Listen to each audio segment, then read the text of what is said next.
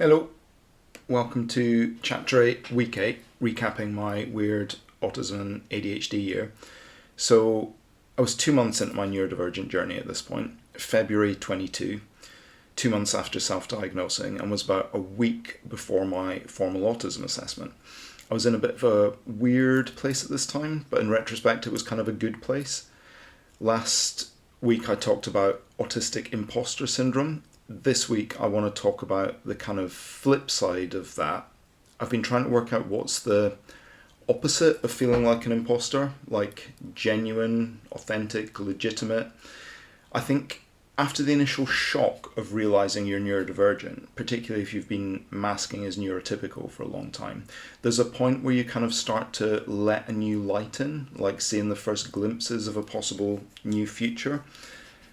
The first kind of shards of optimism after what's probably felt like a very long dark night of the soul.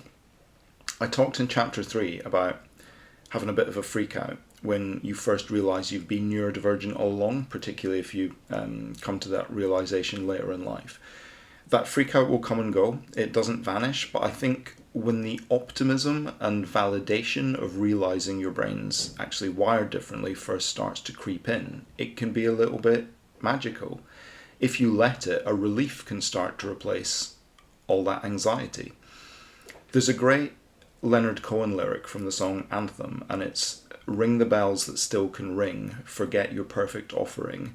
There's a crack in everything, that's how the light gets in." And those lyrics really resonated with me during this time of my life, because I think there's a bit... When you realise from a certain point of view you're a little damaged, a little cracked, there's an opportunity to start to recognise that crack's where the light's been getting in, and maybe start to be a bit kinder to yourself. Maybe start to recognise those batshit crazy ideas and visions for the future you may have had may not be 100% batshit crazy. They may be genuine, authentic, legitimate insights from a unique perspective. Light that deserves to see the actual light of day. And there is a lot of light in many neurodivergent minds that we often have a tendency to keep to ourselves, maybe out of embarrassment or self-consciousness that our thoughts and ideas are so different. And it's a hard thing if you've masked for a long time to suddenly feel okay about sharing some of those places that your brain goes to in its wilder flights of fancy. You've maybe been called naive or childlike or overly idealistic if you have tentatively tried to share some of your out there ideas in the past.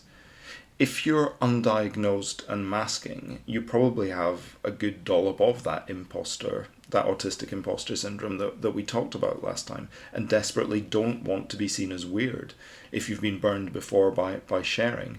So you just don't share your fantastical inward voyages with the wider world.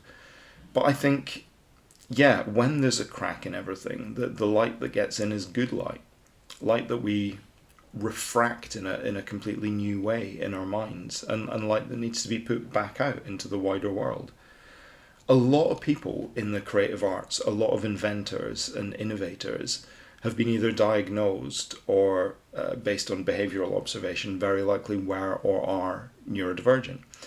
Because our brains process information differently to neurotypical brains, it creates unique perspectives and modes of thinking. Because of heightened sensory sensitivity, autistic people, for example, often notice and perceive details that others might miss, leading to creative insights and imaginative output. ADHDers will often be grabbed by passing hyperfocus interests that can give them huge bursts of productivity and creativity, albeit followed by big slumps. I'm going to come back to specifically why neurodivergent brains make unique connections in a future video, because it's a big sciencey topic. But basically, neurodivergent brains seem to make more neural connections than neurotypical brains, which on one hand is definitely problematic. It causes sensory and cognitive overwhelm and resulting anxiety. Our brains are basically too busy. But it can also be advantageous. It's that two sides of the one coin I talked about previously, we constantly make new links between things rather than forming cognitive shortcuts like other brains do for ease of use. But for whatever reason, we can't easily form those cognitive shortcuts, and it's both a blessing and a curse. We have to remake and form new neural connections between disparate bits of information all the time, which is exhausting for our brains. But it can lead to spotting gaps or opportunities or noticing details and connections others might miss. And that's the trade-off, right? So, for example, neurotypical brains might think X always seems to equal Y, so we're going to make a cognitive shortcut that X always equals Y until that's proven wrong.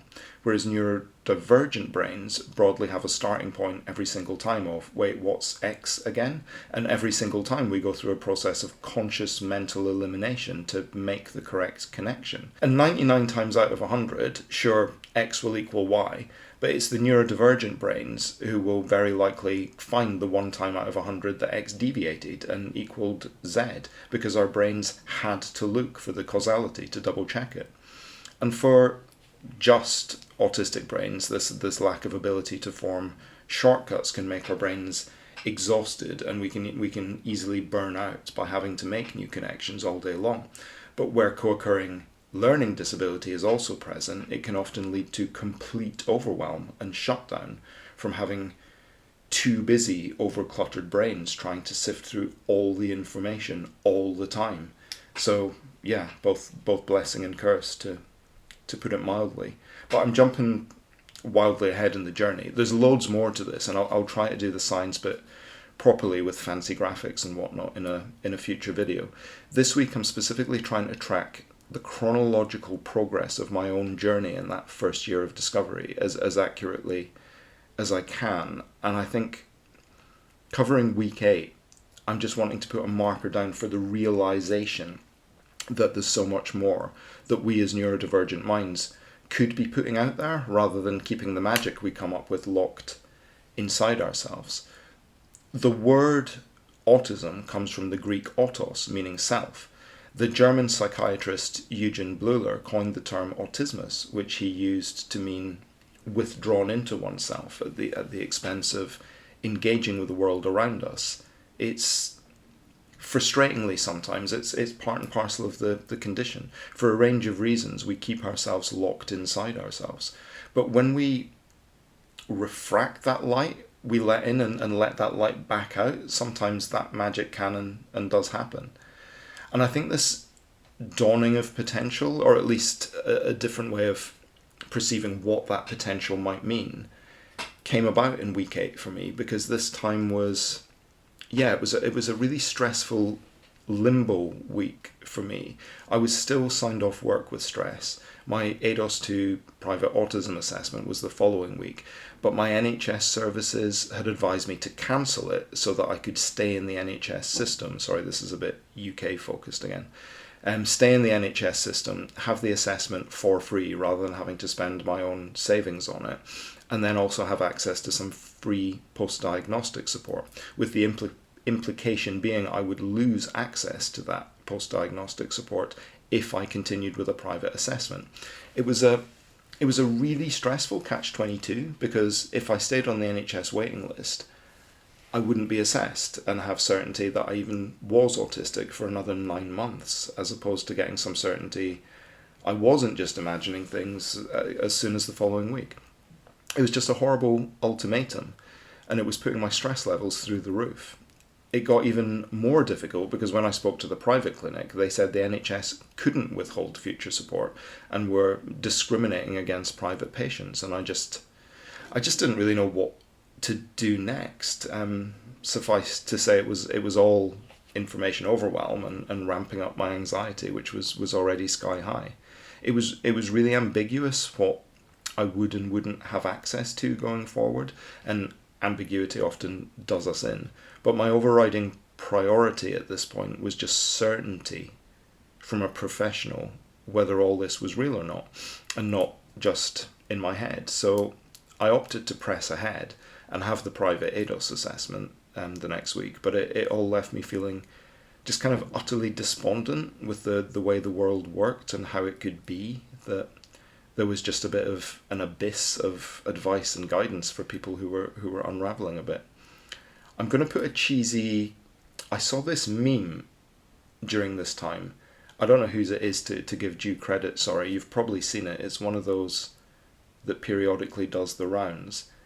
It's a bit tongue-in-cheek, a bit nihilistic, and generally a bit soul-destroying. It says, humans were made to sit at the desk 9 to 5, come home every night to watch Netflix, explore the world for only 2 weeks out of the year, have zero creativity, and have every single aspiration beaten out of them. There is nothing more to life. Now, obviously this isn't anything to do with neurodivergence, it's the trap, the treadmill that so many people, particularly in the in the Western world, get pulled into. Bills to pay, food to buy, lights to keep switched on. Like you pedal to keep up with it all, and then you die. But I think for me, this meme in this week just served to calm me down a little bit, maybe, and think maybe this realization of neurodivergence that I'd come to, albeit later in life than I'd wanted, gave me a little bit of permission to just start thinking about things differently, or more restart thinking about things differently that I'd previously dulled down, if that makes sense, to be normal. And when neurodivergent minds give themselves permission to think differently, you're giving yourself permission to let the light in, right? You're giving yourself permission to maybe, just maybe, let a little bit of magic happen. Give yourself permission to visualize a future where you can use those unique thoughts and links and connections you experience and maybe even shape what comes next. Let the light in, refract it, and push that light back out more interesting than you found it. Honestly, whatever is going on in your noodle is the opposite of imposter. It's genuine, authentic, and legitimate, and deserves to be seen and heard to help create something more positive and optimistic in the world. So, yeah, bit of a weird week, bit of a weird time, but bit of a start of something, I think, and all good stuff, all part of the journey. So yeah, a bit of a tangent, but please like this video if any of it resonates, and please do subscribe to the channel if any of this is making sense. And yeah, I'll see you next Sunday, where I'll probably talk about my ADOS assessment and what a weird experience that was. Yeah, cheers, and thank you to everyone who's given nice feedback on these videos these past couple of weeks. It's been really appreciated, so thank you. Cheers.